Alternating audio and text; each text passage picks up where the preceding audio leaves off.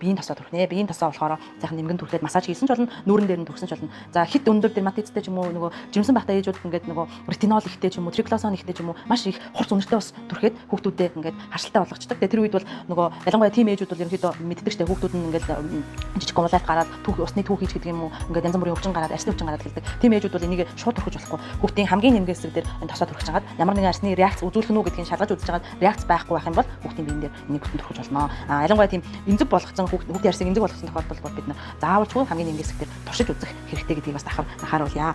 За тэгээд ер нь бол нөгөө шар сүүгээ бид нар бол ерөнхийдөө ингээд хуурай шууд авчдаг. Ерөнхийдөө шар сүү болохоор инстант кофе шиг усанд уусдаг болгочдаг. Тэгэхээр бидний шар сүүнд байдаг маш их асидууд те маш их хүчлүүдийг бид нар ерөнхийдөө ингээд гоё сайжруулад авчдаг учраас шар сүүний нөгөө шууд үзүүлээд идэг үйлчилгээ нь бол арсангуй арсан дээр багаар одоо зарим шар сүү болохоор нөгөө хит өндөр хүчлэлтэй учраас ингээд арс жоохон эмзэгшүүлдэг. Гэтэл энийг бид нар ингээд цэвэрлүүлээд авсан байдаг. За дараагийн нэгдэг